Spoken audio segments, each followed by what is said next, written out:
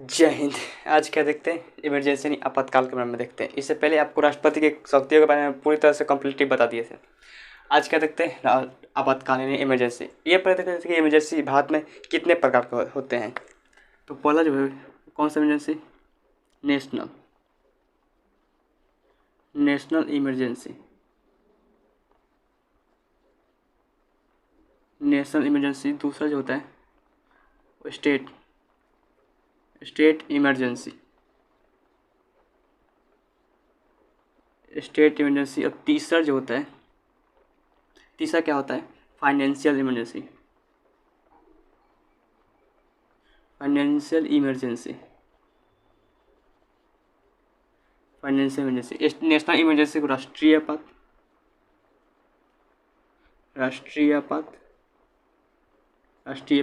State emergency को राजकीय आपात कहा जाता है, राजकीय आपात।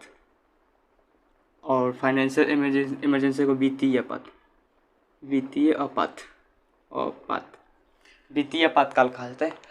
नेशनल इमरजेंसी की चर्चा आर्टिकल 352 में और स्टेट इमरजेंसी की चर्चा आर्टिकल 356 में और फाइनेंशियल इमरजेंसी की चर्चा आर्टिकल 360 में। कितने, 360 में। तो एक और प्रकार का इमरजेंसी होता है फूड इमरजेंसी। क्या होता है, फूड इमरजेंसी। फूड इमरजेंसी जो है वो भारत में नहीं है। फूड इमरजेंसी जो है वो भारत में नहीं है।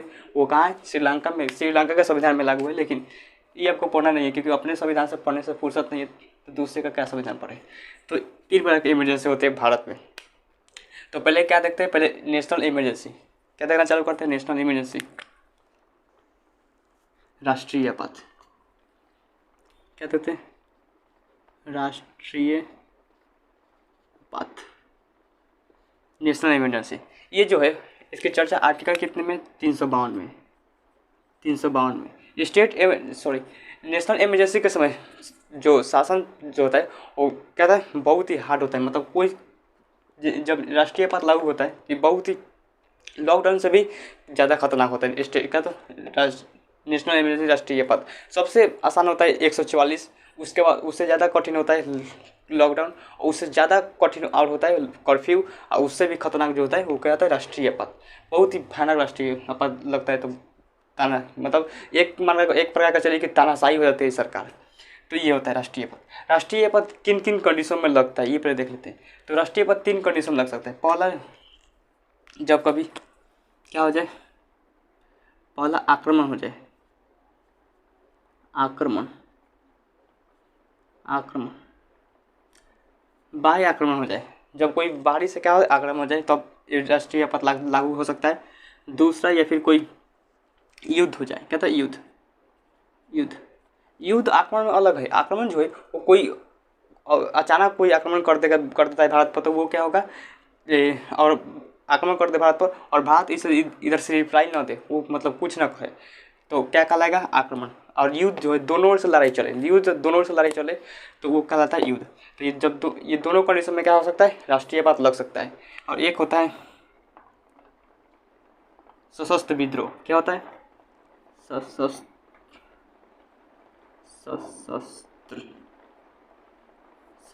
विद्रोह।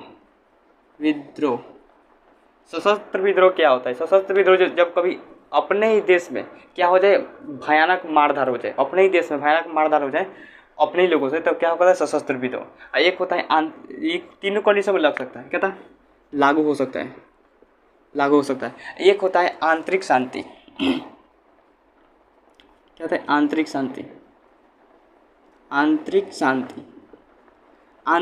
पर नहीं लगाया जा सकता। क्यों नहीं लगाया जा सकता, तो आंतरिक शांति में कब लगता है, जब बहुत सारे क्या था, अशांति फैल जाए, पूरी भारत में क्या था, अशांति फैल जाए। तो उस स्थिति में क्या कर सकते हैं, उस स्थिति में जो है हम आंतरिक शांति का प्रयोग नहीं कर सकते, इसे इमरजेंसी नहीं लगाया जा सकता है। लेकिन इसका दुरुपयोग किया गया था, किसके द्वारा था, महात्मा इंदिरा गांधी जो थे 1974 में कौन थे, इंदिरा गांधी। 1974 में इंदिरा गांधी जी, तो उनके द्वारा ये आंतरिक शांति पर क्या लगा दिए थे, राष्ट्रीय आपात लगा दी थी।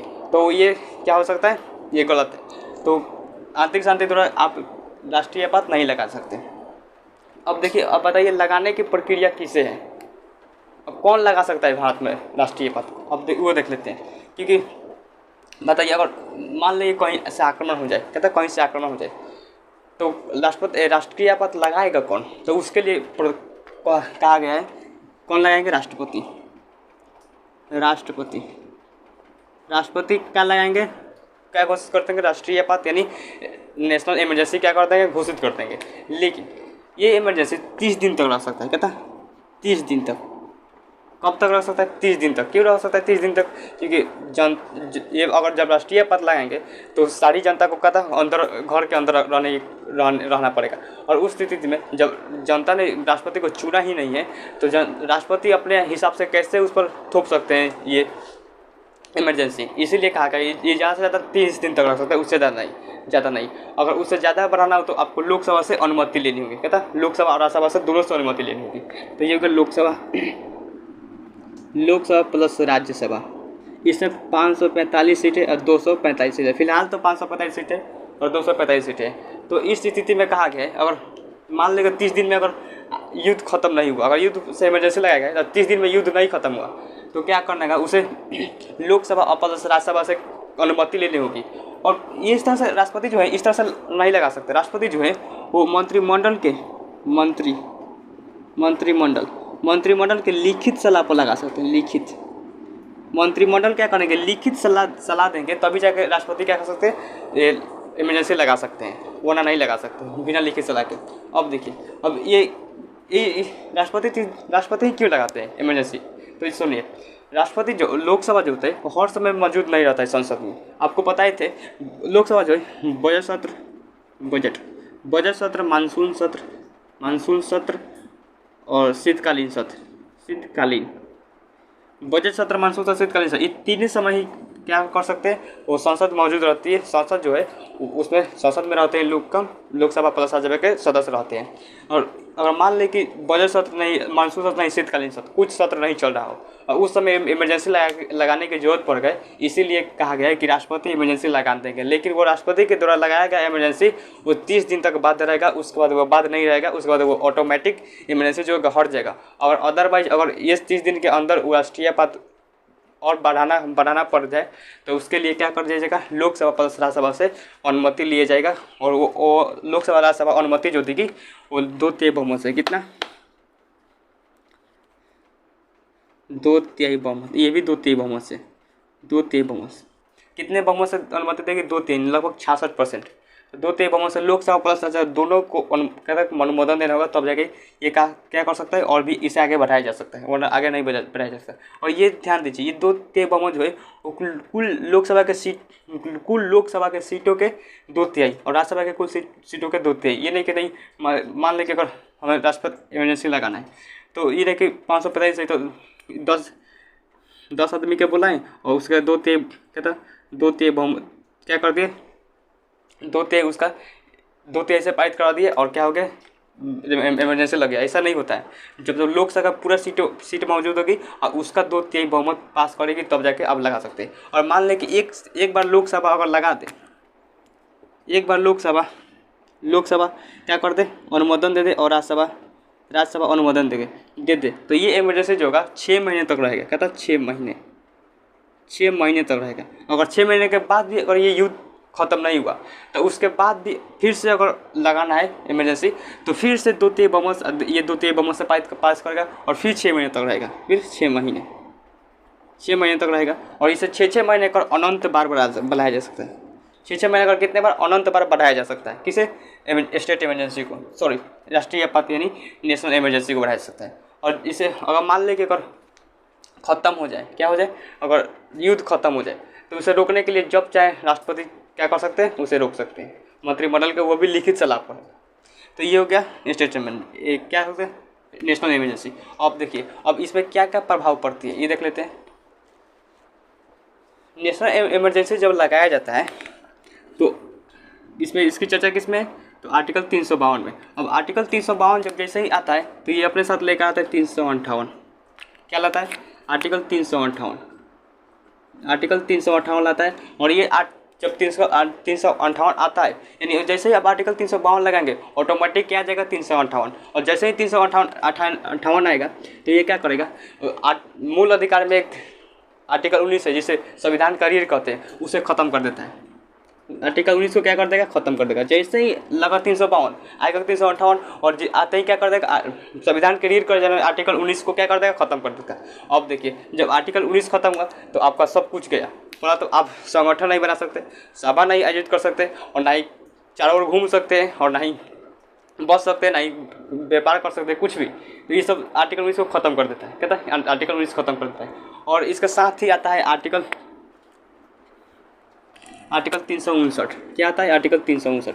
आर्टिकल 359 आता है तो ये राष्ट्रपति का ये अधिकार देता है कि आर्टिकल 20 और 21 को छोड़कर, आर्टिकल 20 और 21 को छोड़कर और जितने भी मूल अधिकार है उन्हें राष्ट्रपति को अनुमति देता है कि आप जो चाहे उसको ख़त्म कर सकते हैं। किसे, आर्टिकल 20 और 21 को छोड़कर सारे मूल अधिकार को चाहे तो समाप्त कर सकते हैं। तो अगर सारे अब उसमें राष्ट्रपति देखते हैं कि इसमें किसका जरूरत है, ज़्यादा ज़रूरत है और किसका नहीं, तो अपने मन से हटा देते हैं, वरना अगर चाहें तो सब भी हटा सकते हैं, पूरा टर्मिनेट कर सकते हैं। किसे, राष्ट्रपति चाहें तो मूल अधिकार को टर्मिनेट कर सकते हैं, लेकिन 20-21 को छुड़ाकर, तो उसमें आप कुछ नहीं बोल सकते। अगर मान लेकर राष्ट्रपति इमरजेंसी लगा है, अब रोड पर निकल गए, तो उसमें पुलिस मारकर धुन देगी और जेल में भी डाल देगी, और अब वहाँ पर अपील भी नहीं कर सकते कि आप 24 घंटे के, आर्टिकल 22 में कहता है कि आप जब किसी को भी गिरफ्तार करते हैं तो आपको 24 घंटे के अंदर कहाँ ले जाना होगा, जेल, कोर्ट में ले जाना होगा। तो उसमें पुलिस जो है कोर्ट में भी नहीं ले जाएगी, और उसे जो चाहे उसे आप कर सकती है। तो वो तो आर्टिकल 22 में, लेकिन आर्टिकल 20 और 21 को छोड़ रहा है, लेकिन वो तो आर्टिकल 22 में तो मार कर ढूंढ देगी, इमरजेंसी में कुछ नहीं।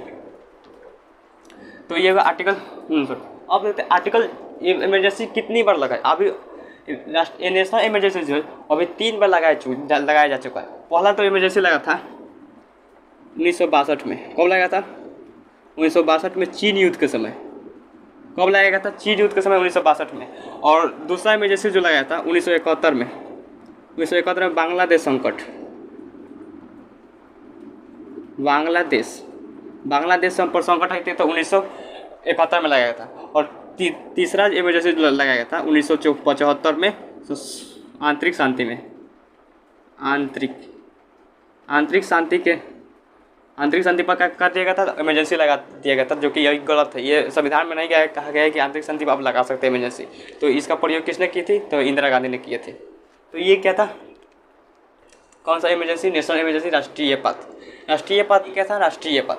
अगर मान लें कि लोकसभा क्या है, अगर लोकसभा का चुनाव चल रहा हो, लोकसभा, राज्यसभा, 550 सीटें, 250 सीटें, अगर लोकसभा का चुनाव चल रहा हो, कहता लोकसभा का चुनाव चल रहा हो, उस स्थिति में अगर इमरजेंसी लग गया, तो तो लोकसभा का चुनाव को रोक दिएगा, और इसे अगले साल के लिए रोक दिया जाएगा। और राज्यसभा क्या कर देगी, राज्यसभा ही क्या कर देगी, 2/3 बहुमत से पारित कर देगी। और ये 6 महीने का पारित कर सकती है, सिर्फ राज्यसभा ही पारित कर सकती है। और जब लोकसभा आएगी उस समय उसे 2/3 बहुमत से अनुमोदन देना होगा। तो ये क्या है, ये सब रूल है। तो ये क्या था, नेशनल इमरजेंसी, राष्ट्रीय पद। ये 3 बार लगाया जा चुका है। 1962 में चीन युद्ध, 1971 में बांग्लादेश, 1975 में आंतरिक शांति पर लगाया गया था। तो ये क्या था, नेशनल इमरजेंसी। आज के लिए यहीं तक रहने देते हैं, तब तक मिलते हैं नेक्स्ट वीडियो में। Thank you for watching video.